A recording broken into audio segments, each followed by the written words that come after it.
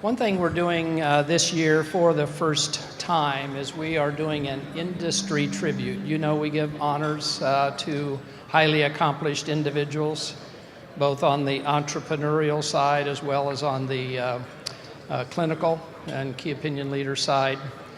And for the first time, we're going to honor one of the leading companies in the space.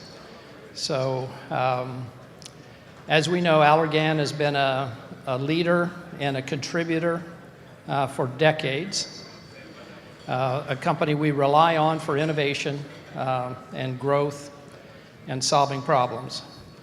As we know, in 2015, Allergan was acquired by activists, and the name was changed to Allergan. And Bill Meury, Chief Commercial Officer from Allergan, the new Allergan, is here to co-moderate this event with me. And we're going to watch a video in a moment, but Bill, if you would come up and join me, and thanks for coming.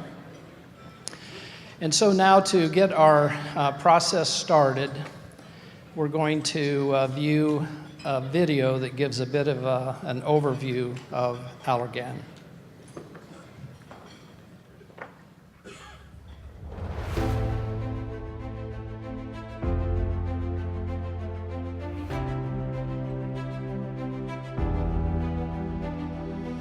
The innovative spirit that infuses Allergan today can be traced back to Allergan's founder, pharmacist Gavin Herbert.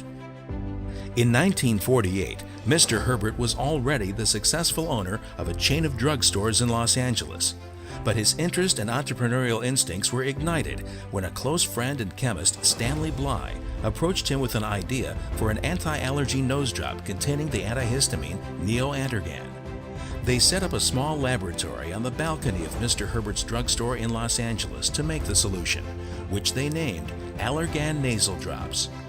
Responding to the suggestion of an ophthalmologist friend, Mr. Herbert and Mr. Bly later reformulated the product as an eye drop to treat allergic conjunctivitis.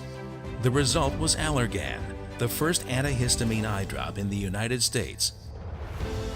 As would be repeated time and again over the years, the new company achieved success by responding to the suggestion of its customers. The successful launch of Allergan effectively announced Mr. Herbert's entrance into the specialty field of ophthalmology, and also became his new company's moniker when he established Allergan Pharmaceuticals in 1950 to pursue the potential of this and other therapies he and Mr. Bly would develop. Mr. Herbert continued to focus Allergan on the discovery and development of novel formulations for specialty markets, and on close collaboration with physicians and the scientific community to make these products better. By 1953, Allergan was producing its eye drops and formulating new products such as the first cortisone eye drop to treat allergic inflammation and the first ophthalmic steroid decongestant. In 1957, Mr. Herbert turned the company over to his son, Gavin Herbert Jr. Like his father, he used insights gained by actively listening to physicians and patients and consulting with specialists and researchers to guide the development of innovative new products in areas of unmet medical need. Many Allergan firsts, innovative products that advance patient care, have followed since, both under the direction of Gavin Herbert Jr., who remained at the helm until the mid-1990s, at which point he handed over the reins to seasoned business executive David Pyott, who joined Allergan as president and CEO, and later served as chairman of the board and CEO. Following his arriving at Allergan, Mr. Pyott reorganized and streamlined the company to reveal its strong entrepreneurial roots. He also re-energized the company around the founder's original vision for a fast and responsive, customer-focused way of doing business. In doing so, Mr. Pyott helped Allergan build on its multiple strengths and move decisively into exciting new areas of specialty medicine, where opportunities to truly make a difference in patients' lives are greatest. Under Mr. Pyott's leadership of Allergan from 1998 to 2015, Allergan had 8 FDA approvals, and the company's annual sales jumped more than 7-fold to approximately $7 billion before being sold to activists. In 2015, Forest Laboratories and Allergan are acquired by Actavis, creating a new breed of pharmaceutical company that invests in innovation, but also has a strong top-line sales growth profile. The company adopted the name Allergan, and Brent Saunders transitioned from the CEO of Forest Laboratories to Actavis and now Allergan. Under Mr. Saunders' leadership, Allergan has acquired 2 ophthalmic companies to date. Today, Allergan is a global, multi-specialty healthcare company, which maintains a leading portfolio in eye care. We were founded as an ophthalmology company, right? Allergan was an eye care company. That was its origin. And so we always want to respect our history. But look, it is so exciting to be in eye care because we're going into a golden age of innovation. The business is doing great, the ecosystem is great, and unfortunately there's still a lot of patients with unmet medical need. And so the combination of all those make it a really exciting time for eye care.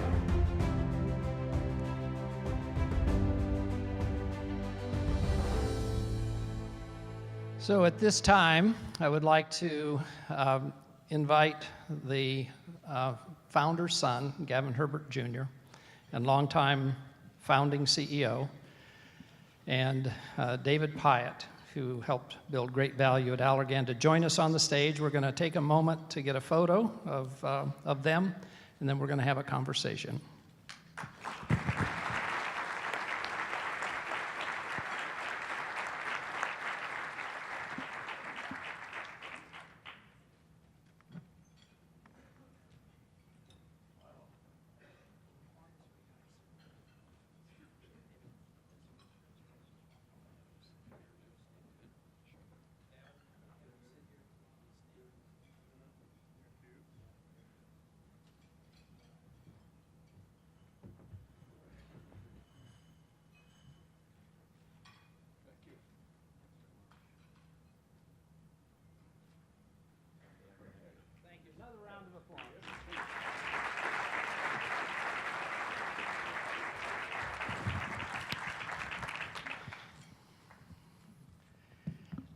So we're going to try to keep this a little bit informal.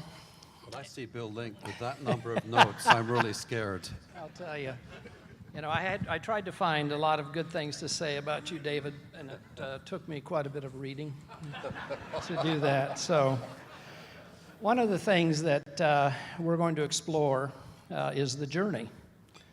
Gavin Jr., your journey of building the business early and so forth, what went well and what was challenging.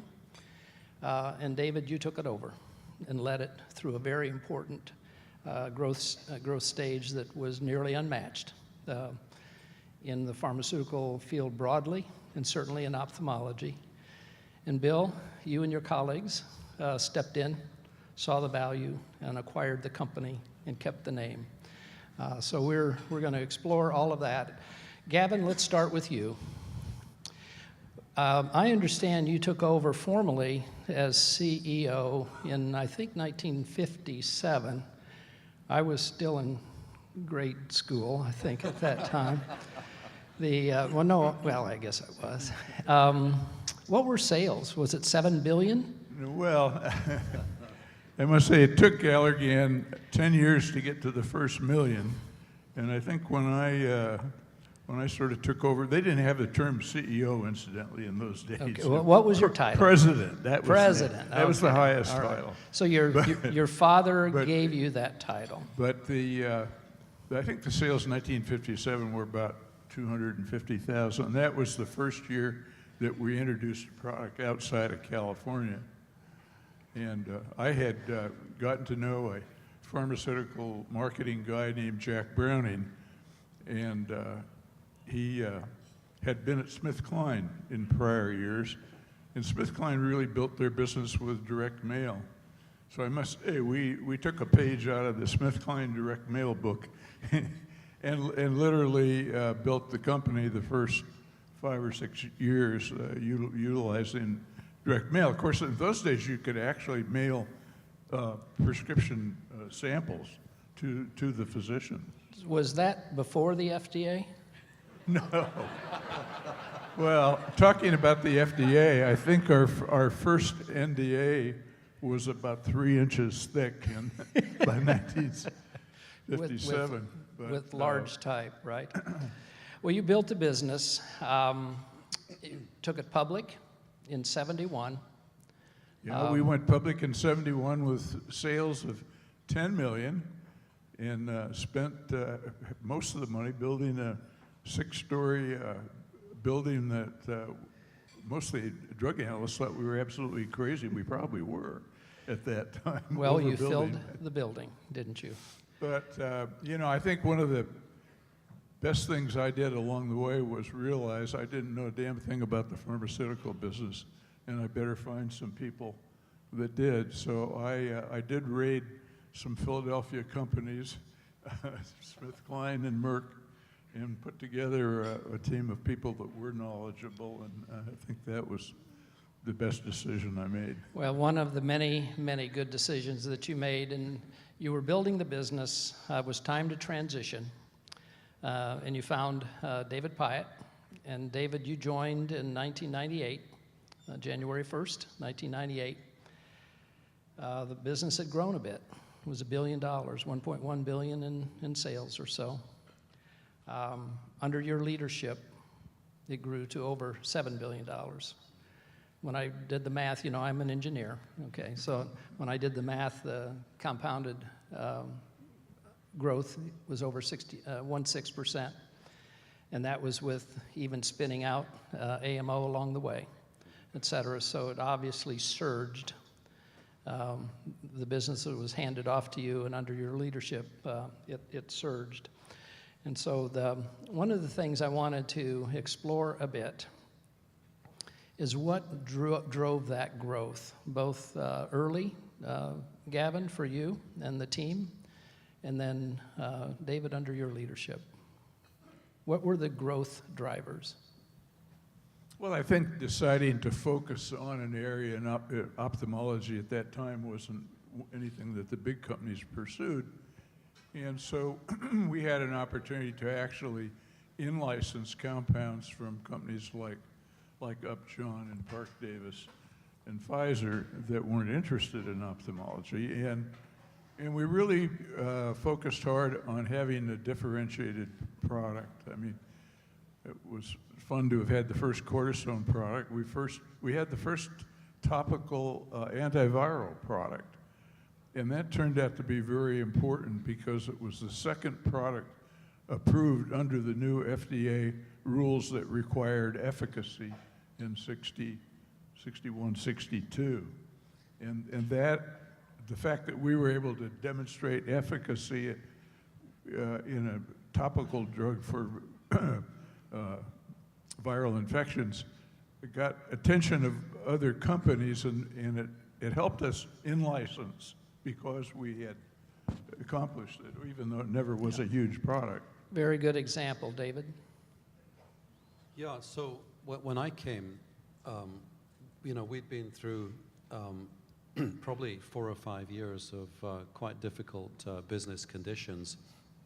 And that was because, you know, all of us know it, that when you have a wave of genericization, no matter how hard you work in this direction, it's kind of water coming into the bottom of the ship the other way, and the net effect isn't a very good one. So luckily the worst of that was almost over. I think the company had become rather inwardly focused during this difficult period, and I'd really like to compliment, you know, Gavin and the rest of the Allergan board for then, in year 49, saying we're going to hire somebody from the outside.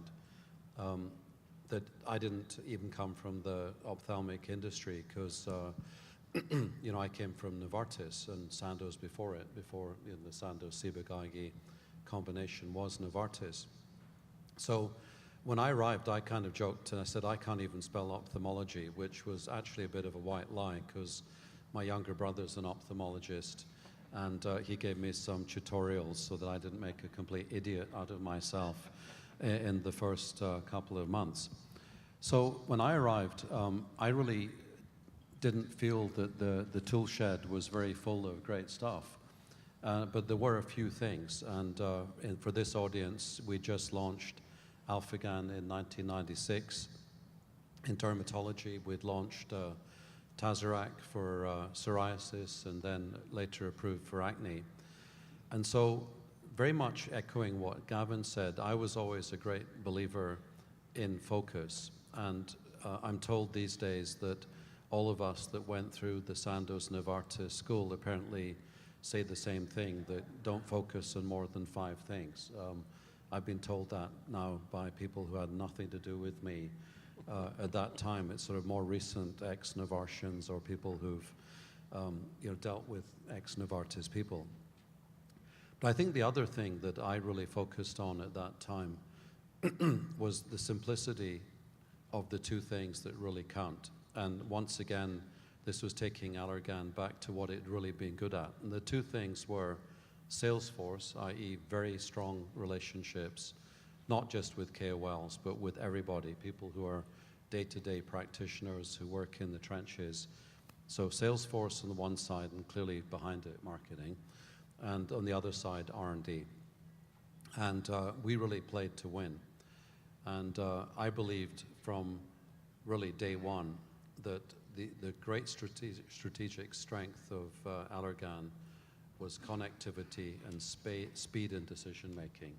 And even as we got a lot bigger, we didn't slow down too much. And I used to threaten people, a lot of Allergan people in the room, if things were getting too slow, that they'd end up in my office having a committee meeting at my coffee table, and there were only 4 chairs. And if things got really tough, I'd wheel over my chair from my desk, because then it made 5, right? But that was the limit, and people do not like standing in meetings, believe me. So you can tell focus and then play to win. Very good. Bill, what did activists see, in Allergan, and how was the decision made to stay with the name? It's a good question. It was, and Brent has said this several times in public, it was a once-in-a-career opportunity. I think it's safe to say that at the time, a couple years ago now, Allergan was one of, if not the highest quality business in healthcare.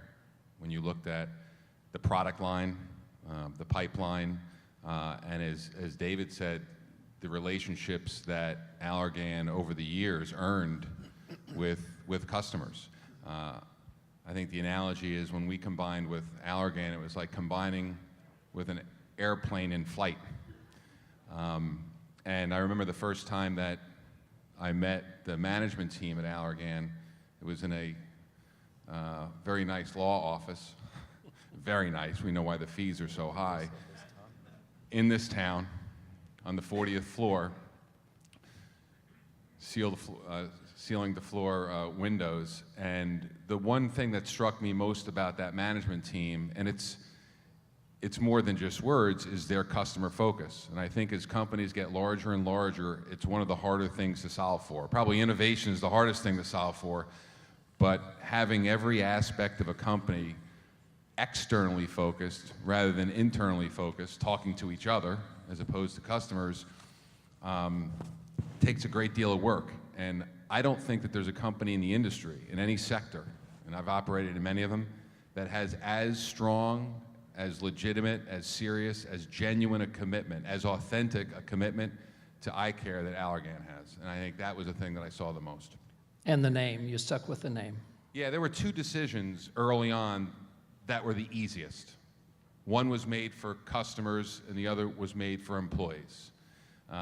When we thought about the name, I kind of think about it in 2 ways. There are companies that you could consider a house of brands. They're known more for their brands than anything else. And then there's companies that are branded houses, because of their commitment to innovation and customers. And Allergan was a branded house because of its commitment to eye care. That was an easy decision.